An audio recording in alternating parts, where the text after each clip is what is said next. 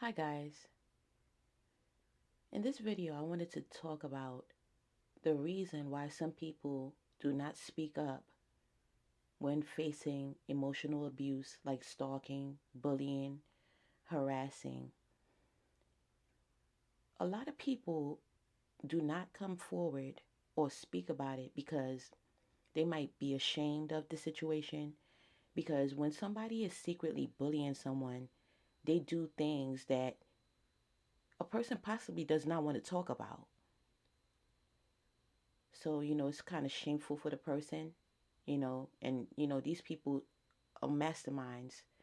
When they secretly bully, stalk people, organized stalking, it's called gang stalking.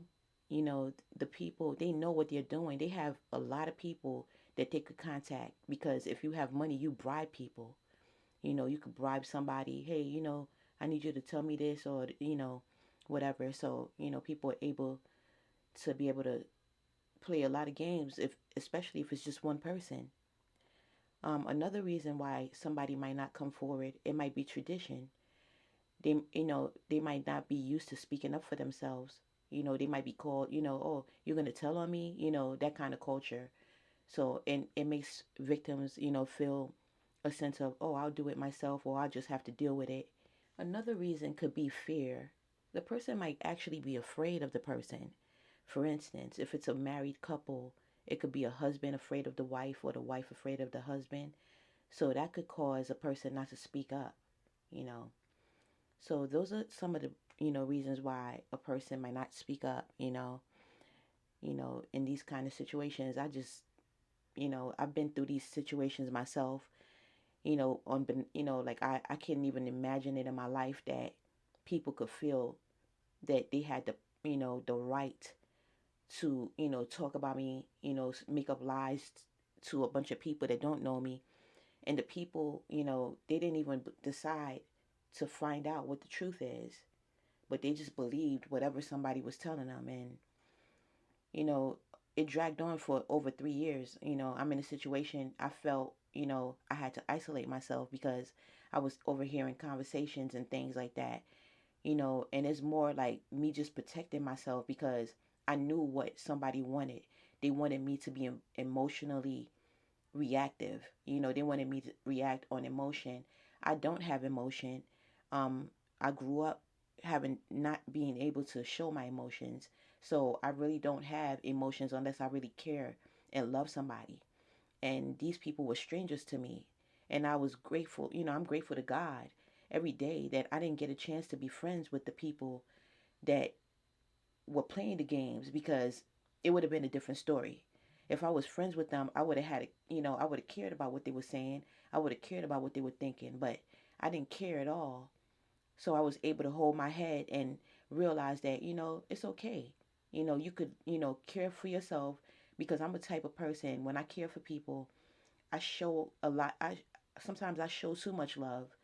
I'm an overgiver, and people tend to take advantage of that. So I was grateful that for the people that decided to believe lies about me, at least I didn't show them. I didn't know them to show them love. So they couldn't have possibly hurt my feelings. Anything they say or think about me, I didn't care, and I still don't care. So I'm grateful for that. So what a person could do is just protect yourself, protect your heart, because if you fall in love with somebody like that, or you like them as a friend, it's trickier. They could, really say things, they know more about you, because these people want to know things about you. This is why they, want to get close to you. They want to be a friend of me. They want to get close to you and act like they're a friend, but they really hate you, you know. And some of these people, like, they don't know anything about me. They have to actually break in my mailbox to be able to know what I'm doing, to even know my name, to know my last name and stuff. They had to break in my mailbox. I had to get informed delivery. I know the mail that I get, because that's the only way. You go to USPS.com and you register for informed delivery so you could track your mail, because people, they're that bold. I mean, it's a federal crime, but they don't care. Like, they just, really feel that like they're above the law. They feel invincible. And another thing they done, that they did was they would enter my apartment. You know, they installed hidden cameras in my apartment. They know everything going on in my apartment. You know, but there was nothing I could do because I can't even afford to get the RF thing to be, scanner to be able to scan it. And I'm being strategic. I know exactly what to do. I have to be strategic with everything I do because they watch everything. They want to know everything I'm doing, and I'm a very private person, especially when it's not a person that should be in my business. So, they break in people's mailboxes. They go into your apartment. So if they are cool or they bribe the property manager, they have the keys. They could be able to enter your apartment. So if you live in an apartment and you think that, oh, I suggest you have those cameras that does not need light. I have that too, but you have to actually rely on you checking the camera manually. I like the cameras that are live view. I could see if I'm out, I could see my whole entire apartment, and I could see what's going on. I'm in the closet. I mean, no pun intended. I'm actually in my closet because I feel like even if there's a camera in here, I feel comfortable rather than being in the other room where I know there's definitely cameras in there.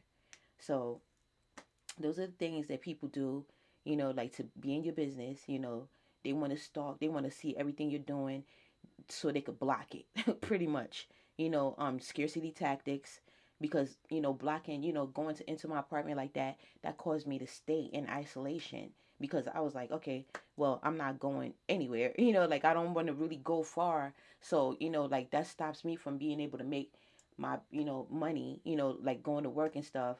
So I pretty much don't have an income, because I live in a government building. I'm former military, so I live in it's like a military. It's a place that former veterans live. So I didn't have issues with rent or anything, but it's very uncomfortable here. Like it's uncomfortable when people team up.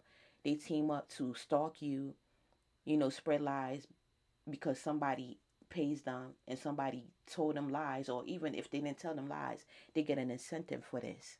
So the scarcity tactics, you know, it's like, they want you to be powerless, like, because money is power. Like I said in another video, money is power.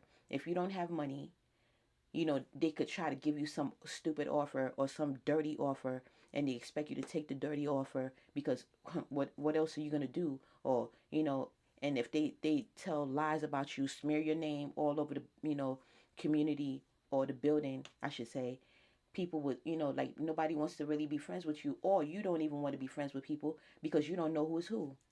So it's not a comfortable situation at all. So as I was saying, because the video cut off, um, those are some of the reasons why people do not come forward with, if they feel like they're being harassed indirectly or bullied or stalked, because some of the things that the stalkers do is really things that people cannot really like. No, nobody, if they if you've never been through this, you're not going to believe it. You're not going to believe it.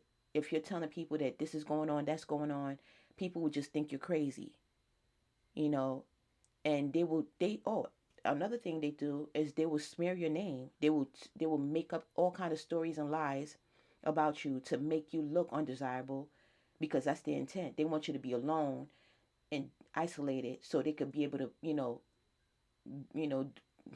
be able to perform whatever, tactics that they are doing without anybody detecting it. They want you to be blocked away completely. So, it's, what they were doing with me was calling me crazy. I even overheard one of the, people, residents saying, oh, she's crazy. Oh, she's cool. She's crazy though. That's not a compliment. That's like actually that's defamation, and somebody that does, these people didn't, the person didn't know me. For them to say that comment, that was heavy. And I'm not a confrontational person. And even if I was a confrontational person, it would be kind of stupid to even say something to somebody I don't even know the person. So his comment was irrelevant, but it was also relevant in a way because the person did not know me. The other person That could have been a potential friend. That could have been a business partner, anything. So their goal is to sever time. They wanted to make sure that I had no possible friend in the building, and they spread the lies. And me speaking up for myself, my whole goal is for people to know that everything that you heard about, that anybody in this building heard about me, was lies.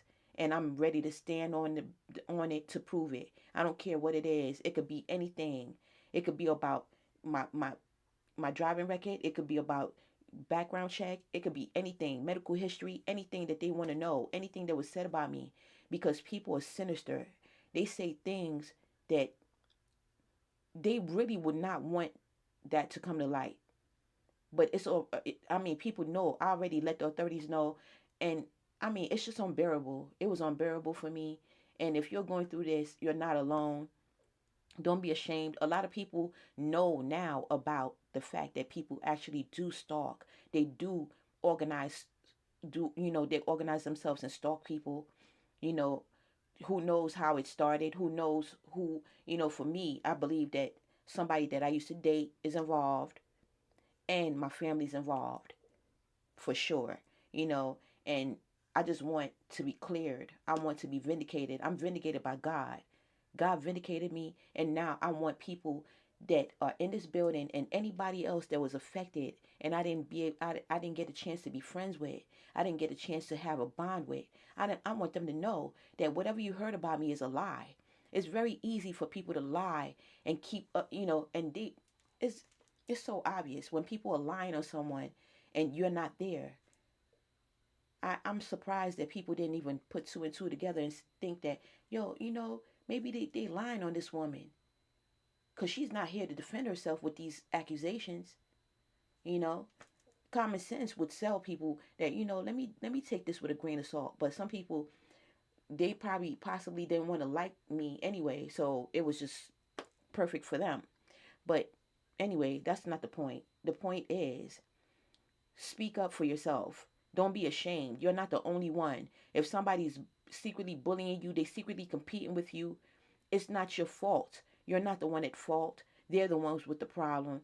And it's okay. Somebody will believe you. Because I realized that a lot of people, when I started saying something and saying things, people were saying, oh, that's going on with me too. And I'm like, wow. And here I am feeling like, oh my God, who's going to believe me? Come to find out, it's going on more than I even expected. But anyway, thank you very much for viewing. Please like and subscribe and share. Have a great day.